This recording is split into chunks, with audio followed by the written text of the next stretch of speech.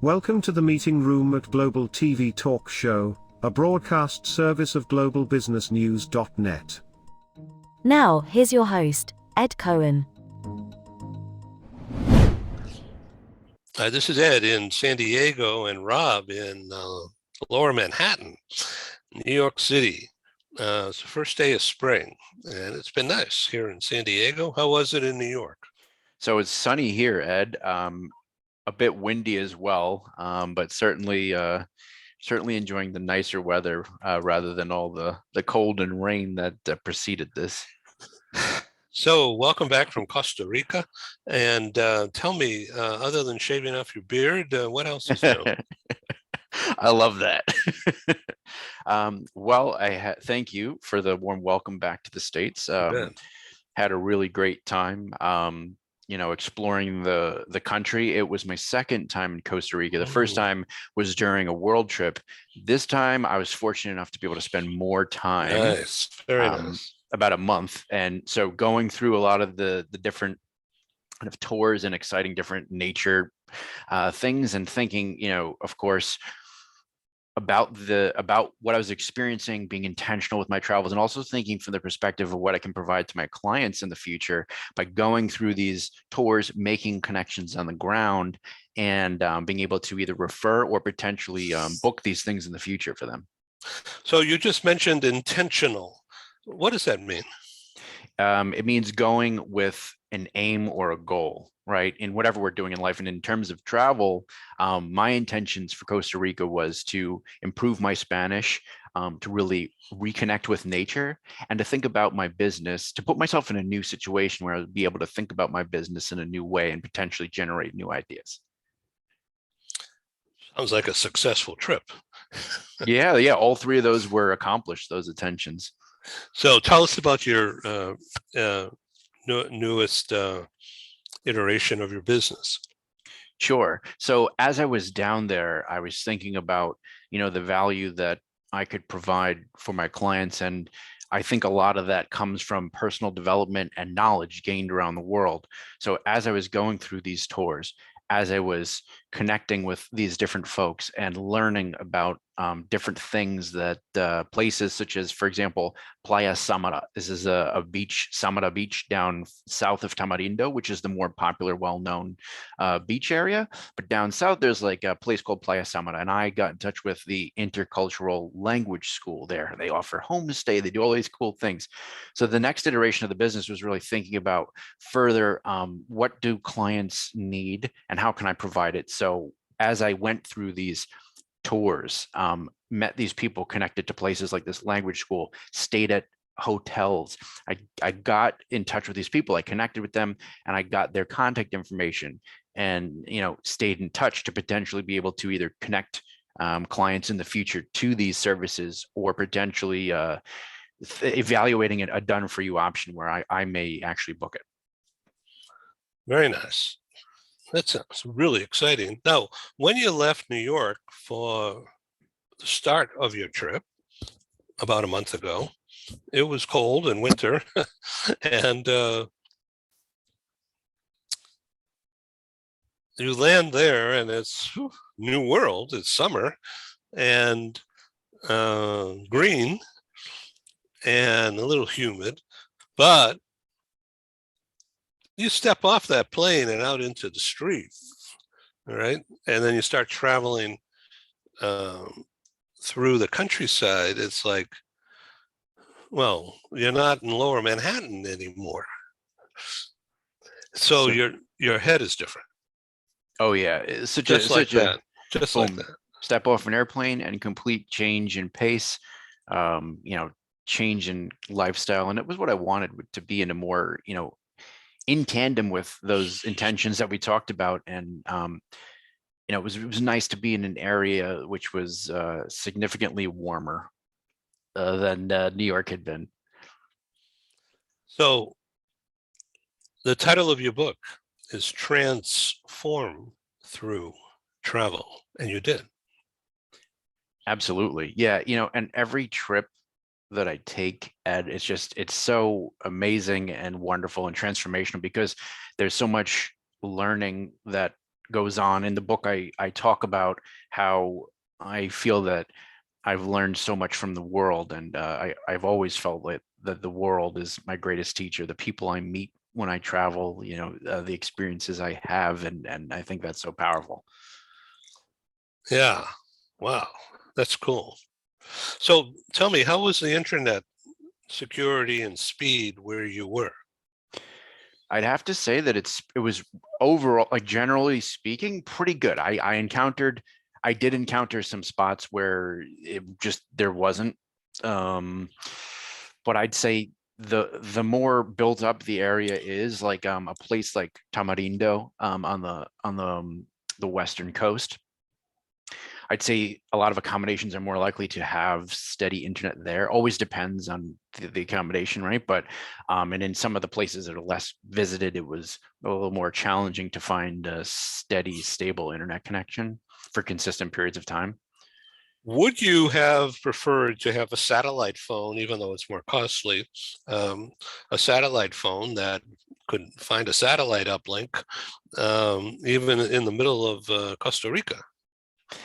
Yes and no, because it's one of those things where we've become so reliant on technology, and it's very nice to be connected, and it certainly has its advantages for travel, right? Especially, let's talk about certain travel apps and Google Maps to know where you are, and to be able to search directions and distance and timing.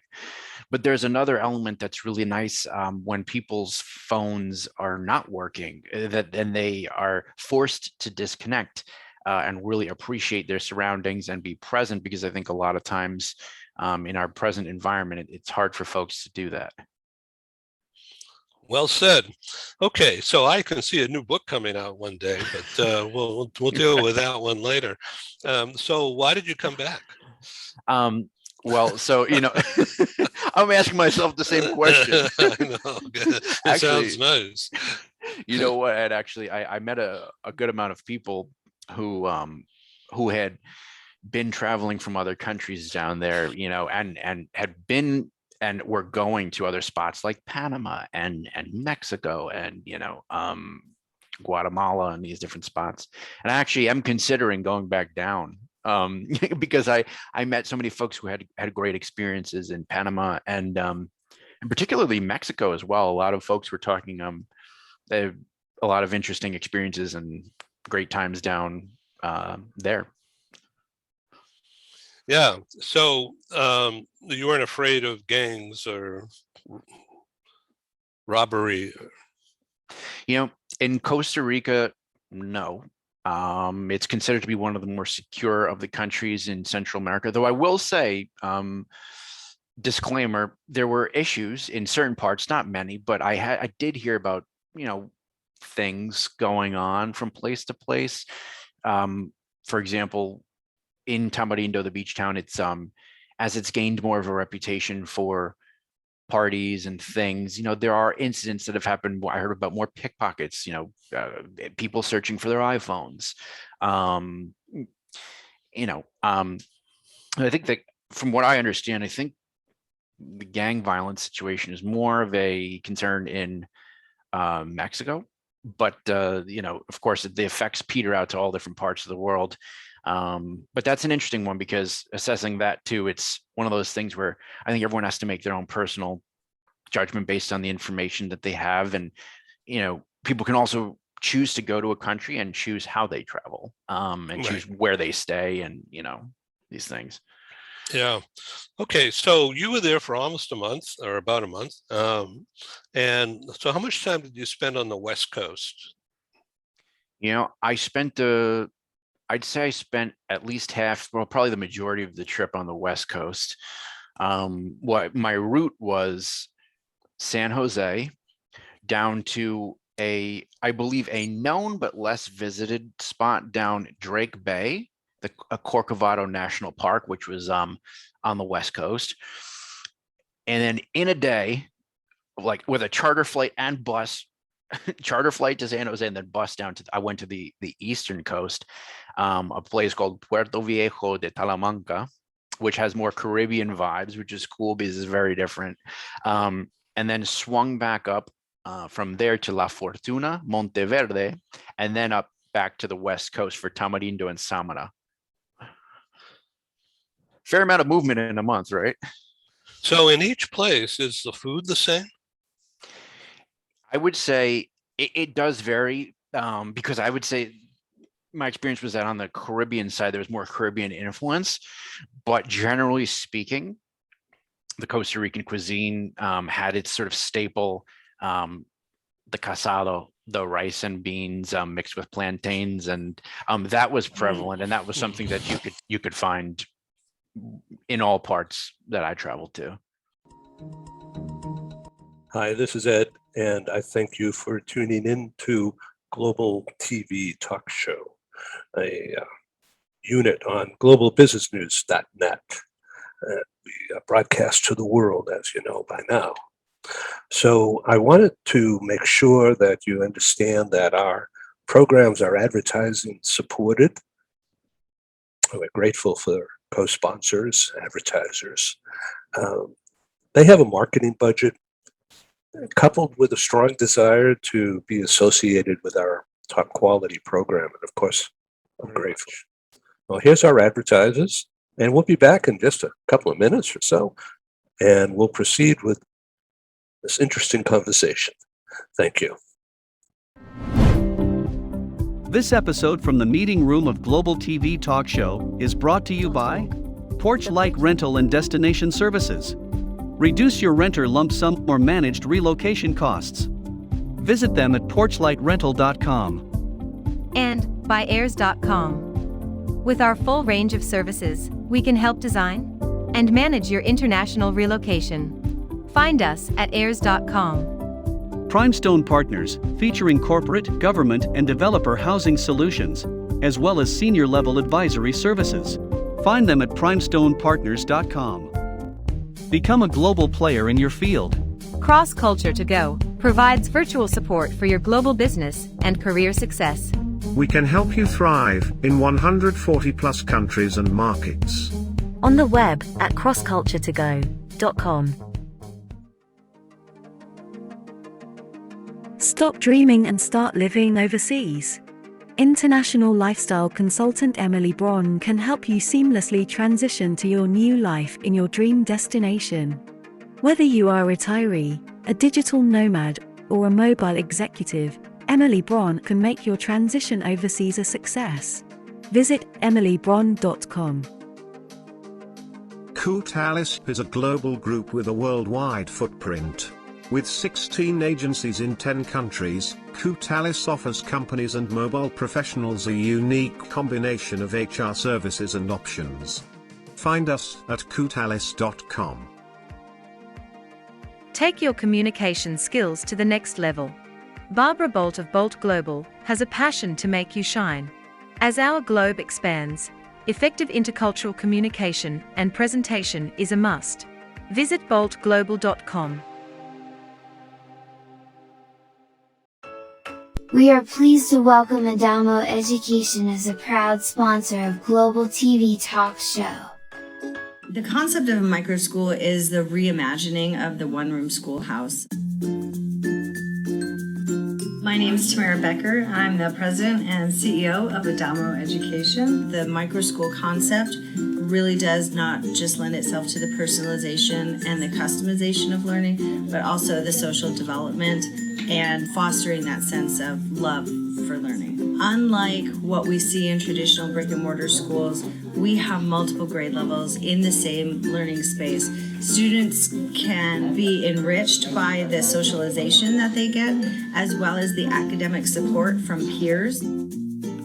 What differentiates Adamo is the fact that we are taking the best pieces of brick and mortar, of digital, and then at-home learning. Students here can come 5 days a week. They can come 4 hours a day. It will really just depend on what is best for the student and for the parent. To enroll, just reach out via phone, text, or email, and we'll have that personalized conversation, and we'll be able to get you all set. Check us out at adamoeducation.org. So as we come to a quick close in a few minutes from now, I want to focus on the future and your future. And what do you got booked for April and May? I'm looking at right now. I'm looking into that. So I'm considering, like I said, actually traveling down to do a little more in Central America. I haven't confirmed it yet, but I know that, the more I travel and the more I learn about the world, it's not only an investment in myself, but it's an investment in my business and my clients and my future and their future, because the more I learn, the more information I can provide, the more valuable my time and my services will be.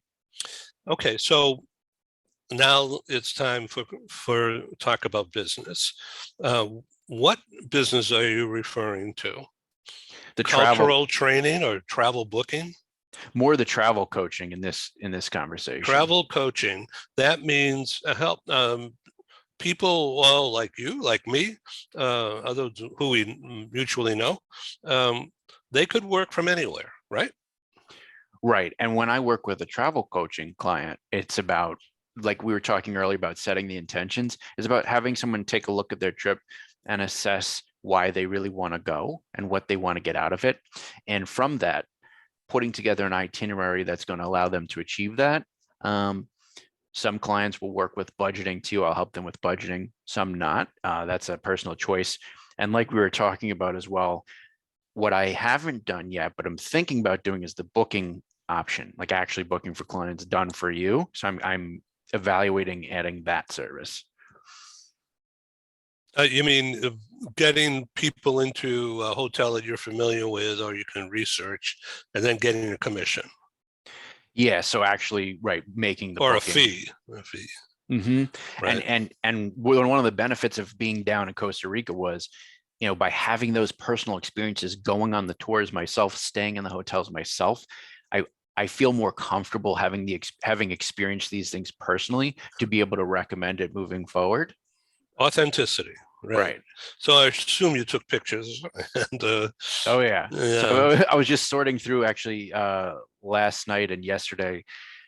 I told myself I'm bringing my camera and that's what I'm going to use. And so I did do that, but I also used the cell phone because, you want to still be able to send pictures. Like if I want to post something on LinkedIn or if I want to send to, somebody.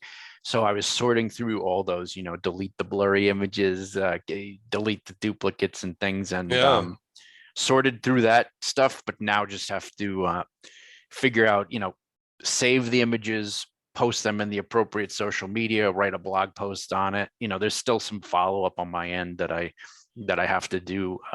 With this.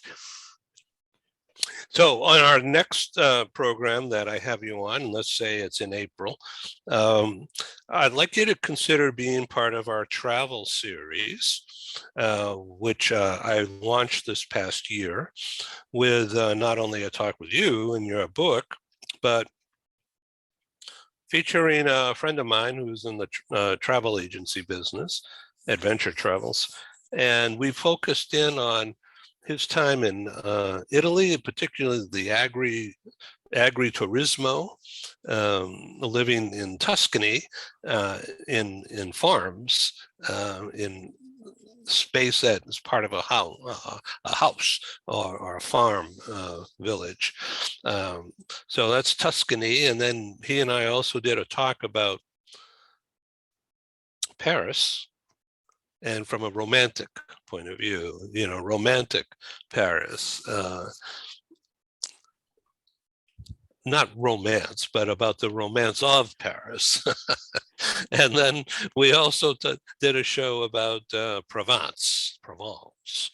And there's two different Provences, apparently. There's by the Riviera kind of Provence, and then there's a more traditional inland by the mouth of the Rhone River up to Avignon.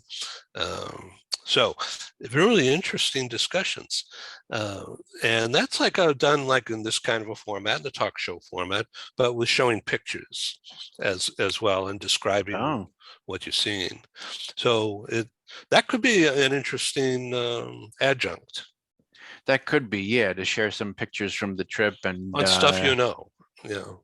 yeah, well, thank you for the invite, Ed. Yeah, that sounds Yeah, exciting. you bet. Anything travel, I'm interested. So Yeah, right. So I'm going to have some news for you and the world that's listening to this in the near future about our European live in-person conferences. Oh, exciting. Okay. We'll have to look Yeah, forward to hearing that announcement. actually, they're going to be VIP conferences. But VIP means, to me, and in this regard, it means virtual in-person. Ah, So not only will we do it live in front of an audience, but in the room we'll have a big setup. And so we have the world watching and the speakers speaking to the world, not just the people in front of the room. that's nice because I think when especially in today's environment, I think providing that hybrid option is nice for people who, so people who are comfortable coming in person can do that. And people who are not comfortable for whatever reason or can't make it in person can do the They virtual still option. could get involved. And so it's a perfect win. So we're forming a group now. It's been underway a while, but we're not ready to finalize it because the sponsorships haven't been finalized yet, Okay. and we need that, or it won't happen at this time anyway. But more about that later. And thank you for being again my guest. Absolutely, Ed. We'll look forward to an exciting update on that when it becomes available. And as always, my pleasure to connect with you in this medium. Peace. Happy travels. Thank you, my friend. Thank you. Bye-bye now. Ciao. Thanks. Ciao. Thank you for joining us in the meeting room at Global TV Talk Show. Have a wonderful day, and stay safe.